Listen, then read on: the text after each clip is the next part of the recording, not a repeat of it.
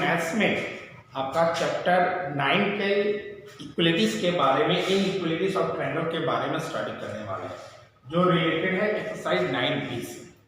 सबसे पहले equalities, equalities क्या होता है?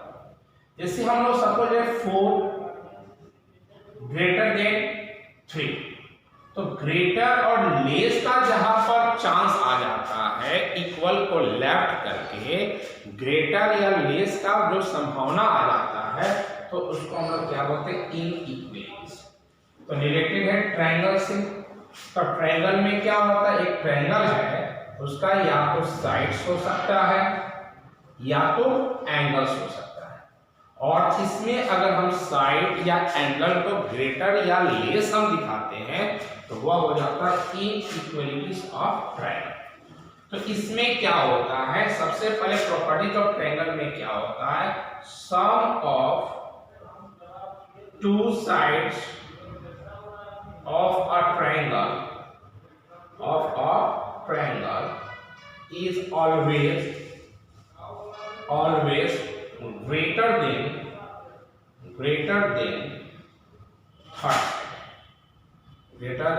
third side। मतलब एक ट्रायंगल है, ये ABC हमारा क्या हो गया? एक ट्रायंगल है। अगर ये 5 सेंटीमीटर है, ये 4 सेंटीमीटर है और 3 सेंटीमीटर है, तो ये ट्रायंगल पॉसिबल तभी हो सकता है जब सम ऑफ टू साइड का जब हम सम करेंगे, जब टू साइड्स का क्या करेंगे? हम सम करेंगे, और उसका जो वैल्यू आएगा, अगर वह थर्ड साइड से ग्रेटर है तो ट्रायंगल पॉसिबल होगा। जैसे फॉर एग्जांपल के लिए हमारा साइड कितना है? तो 5 सेंटीमीटर है, 3 सेंटीमीटर है और 4 सेंटीमीटर है। तो कैसे हम चेक करेंगे कि sum of two sides greater than third side है कि नहीं है? तो चलिए हम 5 है तो हम 5 से शुरू करते हैं। 5, यहाँ पर 3, यहाँ पर 4, उसके प्लस दे दो। 5 से स्टार्ट किया, 3 से स्टार्ट करो, 3 4 5। अब 5 से स्टार्ट कर लिया, 3 से स्टार्ट कर लिया, आप किससे स्टार्ट करेंगे? 4 से। तो 4 5 3। आप देखो तीनों डिफरेंट नंबर, तीनों जो साइड है वो हर लाइन में यूज किए हैं।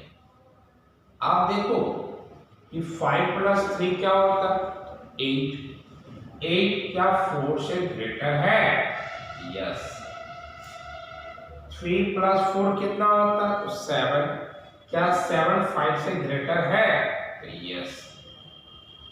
5 + 4 क्या होता है? तो 9। क्या 9 3 से ग्रेटर है? यस। तो अगर ये तीनों कंडीशन में और यस आ गया, अगर ये 3 कंडीशन है और तीनों कंडीशन में क्या आ जाएगा? यस आ जाएगा, तो क्या होगा? It is possible. इसका मतलब है कि आपका ये 3 ट्रायंगल का साइड का यूज करेंगे, ये 3 लेंथ को यूज करेंगे, तो हम एक ट्रायंगल को कंस्ट्रक्ट कर सकते हैं। लेकिन अगर हम यही पर अगर हम लेते हैं, अगर 3 सेंटीमीटर मान लीजिए, सपोज इसको 3 ही लेते हैं, इसको हम 2 सेंटीमीटर कर देंगे। अब क्या ट्रायंगल पॉसिबल है कि नहीं? तो आप देख लो, इस बार हम यूज करेंगे 5 सेंटीमीटर, 3 सेंटीमीटर और 2 सेंटीमीटर। तो आप देखो 5 से शुरू किए, फिर 3 आया, फिर 2। इस बार हम 3 से शुरू करेंगे, आएगा 2, फिर आएगा 5। और इस बार हम 2 से शुरू करेंगे, 5 हो जाएगा और 3। तो दैट मीन्स ट्रायंगल का जो 3 साइड्स है, हर लाइन में, ईच लाइन में यूज करते हैं। यहाँ पर प्लस दे दो और या ग्रेटर का साइन दे दो। तो 5 + 3 क्या होता है? तो 8 हुआ। क्या 8 हमारा 2 से ग्रेटर है? यस। 3 + 2 कितना होता है? 5। तो क्या 5 मेरा 5 से ग्रेटर है? तो नो। 2 + 5 क्या होता है? 7। क्या 7 मेरा 3 से ग्रेटर है? तो यस। तो आपका 3 सर्कमस्टांस में एक आ गया 9, तो अगर तीनों यस आएगा तो लिखेंगे इट इज पॉसिबल, लेकिन एक भी नो आ गया तो लिखेंगे इट इज नॉट पॉसिबल, ये पॉसिबल नहीं है। दैट मीन्स करने का मतलब ये हुआ कि अगर हमें 3 सेंटीमीटर, 2 सेंटीमीटर, 5 सेंटीमीटर के माध्यम से अगर ट्रायंगल को कंस्ट्रक्ट करने बोला जाए तो ट्रायंगल कंस्ट्रक्ट कभी नहीं होगा। क्यों नहीं हुआ? क्योंकि ये जो प्रॉपर्टी है उस प्रॉपर्टी को फॉलो नहीं कर रही। तो प्रॉपर्टी में ये बोल रहा है कि ट्रायंगल के दो साइड का सम जो होना चाहिए वो ऑलवेज क्या होना चाहिए? Greater than third side. अब हमारा सेकंड प्रॉपर्टी क्या है? तो आप देखो इसमें इक्वल नहीं, इक्वेटर का साइन यूज कर रहे हैं, लेस का साइन यूज कर रहे हैं, तो ये इनइक्वालिटीज फॉर्म में आ गया। अब हमारा नेक्स्ट क्या है कि मान लेते हैं कि ये ट्रायंगल है ए बी सी, तो साइड हमारा क्या है? साइड्स क्या है? ए बी है, बी सी है और ए सी हमारा साइड्स। अगर एंगल्स पूछा जाए तो एंगल्स कौन कौन सा? एंगल ए है, एंगल बी है और एंगल सी है। तो अगर पूछा जाएगा कि opposite side of angle A, angle A के अपोजिट में कौन सा साइड है? तो आप देख रहे हो एंगल ए ये है, तो एंगल ए के अपोजिट में क्या है? बीसी। तो सिंपली वे में ए बी सी में यह लिख दे रहा हूं और हमें पूछा opposite side of angle A, तो ए को काट देंगे तो क्या बच जाएगा? बीसी। तो ये हो गया हमारा बीसी। अगर पूछेगा कि opposite side of angle B, angle B के अपोजिट में कौन सा साइड है? उसी तरह ए बी सी लिखो और इस बार बी को काट दो तो क्या बच जाएगा?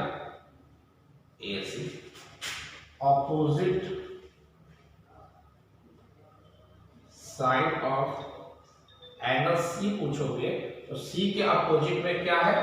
तो सी के अपोजिट में हमारा क्या है? सी। अगर इसी तरह अगर ए बी सी अगर हम लिखते हैं ए बी सी, तो सी के अपोजिट में क्या है? तो सी को काट दो तो क्या बच जाएगा हमारा? A B. तो आप क्या देख रहे हो? ये ऑब्जर्व कर रहे हो कि अगर हमारा कोई भी एंगल लेते हैं, अगर उसका अपोजिट निकालना तो सिंपली वे में ट्रायंगल का नाम लिख दो और उसको कट कर दो, जो लेफ्ट बन जाएगा वो मेरा क्या हो जाएगा? अपोजिट हो जाएगा। उसी तरह अगर आप पूछा जाएगा अपोजिट, हमारा अपोजिट साइड पूछा जाए तो अपोजिट साइड हमारा क्या होगा? तो अपोजिट साइड पूछा जाएगा opposite side of A B. A B के अपोजिट में कौन सा साइड है? आप ट्रायंगल ए बी सी नाम लिखिए और ए बी बोला तो ए और बी को काट दो, क्या बच जाएगा? सी। तो हमारा एंगल सी हो जाएगा। अगर पूछा जाएगा अपोजिट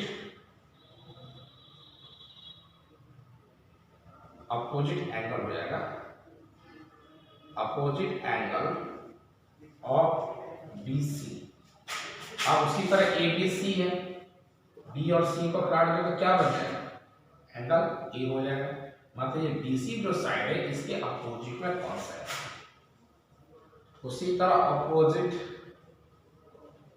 एंगल ऑफ, अगर ए सी पूछ देगा तो ए सी के अपोजिट में कौन सा है? Angle B. तो इसके माध्यम से अगर कोई भी एंगल का अपोजिट साइड पूछेगा तो कैसे निकालेंगे और किसी साइड का अपोजिट एंगल पूछेगा तो कैसे निकालेंगे। अब देखिए इसमें हमें बताना क्या है? इसमें हमें यह बताना है कि मान लीजिए सपोज कीजिए कि ट्रायंगल है, अगर ये 5 सेंटीमीटर है, ये 4 सेंटीमीटर और ये 3 सेंटीमीटर, तो अगर आपसे पूछा जाएगा कि इस ट्रायंगल का सबसे लॉन्गेस्ट साइड क्या है, आप इजीली बता सकते हो ए बी। लेकिन अगर आपसे पूछा जाए कि इस ट्रायंगल का सबसे लॉन्गेस्ट एंगल क्या है, तो आप सोचोगे सर एंगल तो आप दिए नहीं है, तो हम बताएंगे कैसे। तो इसमें प्रॉपर्टीज क्या होता है कि ट्रायंगल में जो लॉन्गेस्ट साइड होता है उसका अपोजिट एंगल सबसे बड़ा होगा। तो हमारा लॉन्गेस्ट साइड क्या है, ए बी है, और इस ए बी के अपोजिट में क्या आ रहा है, तो सी। इसका मतलब सी सबसे लॉन्गेस्ट एंगल है। इसीलिए मैं आपको बताया कि किस तरह हम अपोजिट साइड निकालते हैं एंगल का, और किस तरह हम अपोजिट एंगल निकालते हैं किसी साइड का। तो यहाँ हमारा क्या पूछा है कि लॉन्गेस्ट साइड, तो इसमें लॉन्गेस्ट साइड हमारा क्या हो गया, तो ए बी हो गया। लेकिन अगर इसमें पूछे जाए कि लॉन्गेस्ट एंगल क्या हो गया, तो एंगल तो हमें नहीं मालूम है। तो लॉन्गेस्ट साइड हमारा ए बी है, तो इस ए बी के अपोजिट में क्या बचा, तो ए बी सी ट्रायंगल है, तो ए बी का अपोजिट में क्या बच गया, तो सी बच गया। तो अपोजिट एंगल क्या हो जाएगा, 10। अगर आपको पूछा जाएगा शॉर्टेस्ट साइड पूछा जाएगा, तो शॉर्टेस्ट साइड में क्या सबसे छोटा क्या है, तो BC है। तो अगर इसमें से पूछा जाएगा कि शॉर्टेस्ट एंगल क्या होगा, तो इस BC के अपोजिट में कौन सा एंगल आ रहा है, ए, हम क्या लिख देंगे, एंगल ए। तो दैट मीन्स करने का मतलब है कि अगर हमारा किसी भी ट्रायंगल का साइड्स का लेंथ दिया हुआ है, तो उसके माध्यम से हम अब उसको बता सकते हैं कि लॉन्गेस्ट कौन है, शॉर्टेस्ट कौन है, लॉन्गेस्ट साइड कौन है, शॉर्टेस्ट साइड क्या है।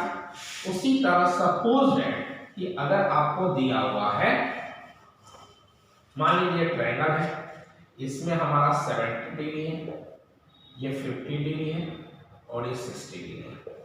इसमें तो एंगल दिया हुआ, लेकिन अगर आपसे पूछा जाएगा कि इसमें लॉन्गेस्ट साइड क्या है, तो स्वाभाविक हम सबसे पहले खोजेंगे लॉन्गेस्ट एंगल कौन है।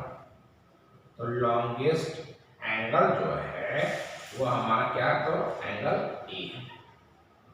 एंगल ए का वैल्यू 70 है। तो लॉन्गेस्ट साइड हमारा क्या हो जाएगा, ए के अपोजिट में क्या है, BC हो जाएगा। उसी तरह शॉर्टेस्ट एंगल क्या है हमारा, तो सबसे छोटा क्या है, एंगल B है। तो शॉर्टेस्ट साइड क्या होगा, B का अपोजिट में क्या आता है, B का अपोजिट में AC। तो शॉर्टेस्ट हमारा साइड हो जाएगा AC। मतलब करने का मतलब है जो एंगल सबसे बड़ा होगा तो उसका अपोजिट साइड सबसे छोटा होगा, और जो एंगल सबसे छोटा होगा उसका अपोजिट साइड सबसे छोटा होगा। तो मैं आपको इनइक्वालिटीज ऑफ ट्रायंगल में मैंने बताया कि किस तरह हम लोग किसी भी ट्रायंगल के लॉन्गेस्ट शॉर्टेस्ट एंगल और साइड के बारे में बता सकते हैं, और अपोजिट क्या होता है, और ट्रायंगल का इनइक्वालिटीज फॉर्म में क्या प्रॉपर्टी होता है कि sum of the two sides of a triangle is always greater than. आज के लिए थैंक यू।